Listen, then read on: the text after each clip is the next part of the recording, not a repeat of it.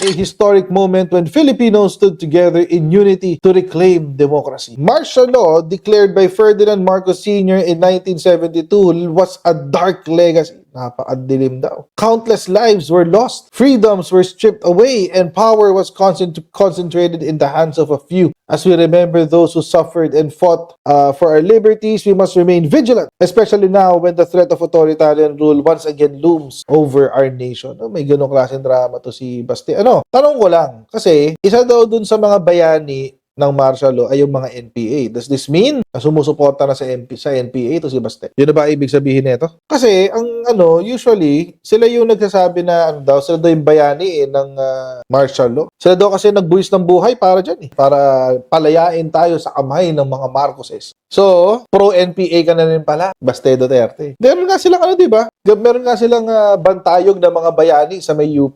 Baka naman gusto mo nang puntahan yung bantayog ng mga bayani kung saan naroroon taon-taon ng mga miyembro ng Makabayan Black, miyembro ng mga CPP-NPA groups. Andun sila sa bantayog ng mga bayani. Ang sabi niya, as we remember those who suffered and fought for our liberties. Mga NPA nagsasabi niya ni. Pa-confirm naman, Baste, para alam namin kung ikaw ba talaga sumasali na sa mga NPA o hindi. Sa CPP ka na ba? Hindi ka na ba padapa? Baka Kabaste na ang pangalan yan. People Power Anniversary na naman. Tulad ng dati, isang napakawalang kwentang holiday. Kaya hindi ako nagtataka kung bakit hindi masyadong involved ang ating Pangulo dyan. Kasi nga naman, syempre, bakit mo nga naman gagawing holiday ang isang bagay na inorchestrate ng mga kano? Sabihin na nilang fake news ako, sabihin na ng mga dilawan na fake news ako, pero kasi sa kanila nanggaling yun Sa mga kasama nila nanggaling yun kay Walden Bello. So, kaya maraming Pilipino hindi nagre-recognize dyan. Maraming Pilipino ang hindi nagbibigay ng kanilang pagrespeto dyan sa people power. Although merong mga ganun, may mga kinoconsider na holiday yan, lalo na yung mga dilawan. Pero for the most part, tayong mga hindi naman dilawan, hindi natin tinatatong holiday yan. Kaya nakakagulat na lang, mga Kojero, na si Baste Duterte na isa sa mga anak ni Rodrigo Duterte, sinasabi niya na dapat daw ipagpatuloy ang holiday na ito, sabi niya. Sabi ni Baste, never again! Baste Duterte warns versus return of authoritarian rule. Dilawan pala to si Baste. Nagpapaniwala siya sa people power Ito kasi yung kanyang post kanina. Statement of City Mayor Sebastian Z. Duterte on the 39th anniversary of the People Power Revolution. Sabi ni Baste, today we join the entire country in commemorating the 39th anniversary of the People Power Revolution, a historic moment when Filipinos stood together in unity to reclaim democracy. Martial law declared by Ferdinand Marcos Sr. in 1972 was a dark legacy. Napakadilim daw. Countless lives were lost, freedoms were stripped away, and power was concentrated in the hands of a few. As we remember those who suffered and fought for our liberties, we must remain vigilant, especially now when the threat of authoritarian rule once again looms over our nation. May ganong klaseng drama to si Basti. Tanong ko lang, kasi isa daw dun sa mga bayani ng martial law ay yung mga NPA. Does this mean na sumusuporta na sa NPA to si Baste? Yun na ba ibig sabihin nito? Kasi ang usually sila yung nagsasabi na sila daw yung bayani ng martial law. Sila daw kasi nagbuwis ng buhay para diyan para palayain tayo sa kamay ng mga Marcoses. So, pro-NPA ka na rin pala, Baste Duterte. Meron nga silang di ba? Meron nga silang bantayog ng mga bayani sa may UP. Baka naman gusto mo nang puntahan yung bantayog ng mga bayani kung saan naroroon taon-taon ng mga miyembro ng Makabayan Black, miyembro ng mga CPP-NPA groups. Andun sila sa bantayog ng mga bayani. Ano kaya masasabi ni Lorraine Badoy dyan? Kasi nung una, sinasabi ni Lorraine Badoy, mga Duterte lang daw ang maayos, Duterte lang daw ang masipag, mabuti, lahat na. Basta Duterte, lahat ng magaganda sa mundo, sila na yun. So paano to? Ang sabi niya, as we remember those who suffered and fought for our liberties. Mga NPA nagsasabi niya ni. Pa-confirm naman, Baste, para alam namin kung ikaw ba talaga sumasali na sa mga NPA o hindi. Sa CPP ka na ba? Hindi ka na ba padapa? Baka Kabaste na ang pangalan yan In 1972, left a dark legacy. Countless lives were lost. Freedoms were stripped away. Countless lives are lost. Para bang yan sa 20,000 na pinatay ng tatay mo? Kapareho ba yan? Kasi mga kotsero, nung panahon ni Rodrigo Duterte, ang namatay sa war on drugs ay aabot ng around 25 to 30,000. Yung mga namatay nung panahon ni Apo Lakay, ni Ferdinand Edralin Marcos, ito, karamihan ay mga NPA. Either namatay sa engkwentro o habang sila ay inaaresto. Ayan. Actually, marami pang hindi nahuli. Kaya nga hanggang panahon ni Cory Aquino, nagpatuloy yung ideolohiya ng mga NPA. Kasi, di ba si Cory din nagpalaya sa mga NPA. Ito ba yung sinasabi ni Baste na left a dark legacy? Kasi yun yung legacy ni Digong, di ba? Yung drug war. Yung marahas na war on drugs ni Rodrigo Duterte. Yun ang naging legacy na yan. Hindi lang dyan, mga kotsero. Noong panahon ni Digong, inamin niya na meron siyang death squad. Duterte tells Senate, I have a death squad. Alam niyo mga kotsero, ito pa pinakamatindi sa lahat ng ginawa ni Rodrigo Duterte. Ang kanya po kasing drug war ay nakaangkla sa isang drug matrix.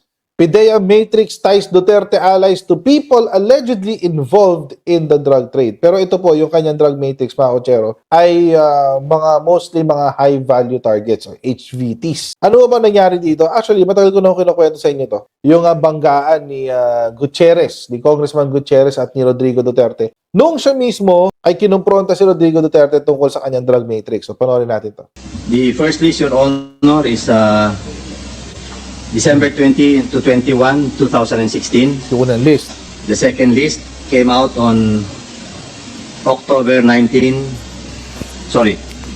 September 28, 2017. The final, the third list, Your Honor, came out on March 22nd, 2018.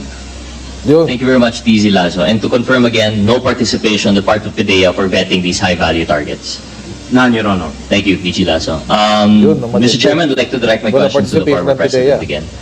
Mr. President, sorry to disturb your eating, but I trust that you heard the testimony of DG Lazo. Ang sabi po niya, hindi po involved yung PIDEA in all three versions of the drug matrix that you released.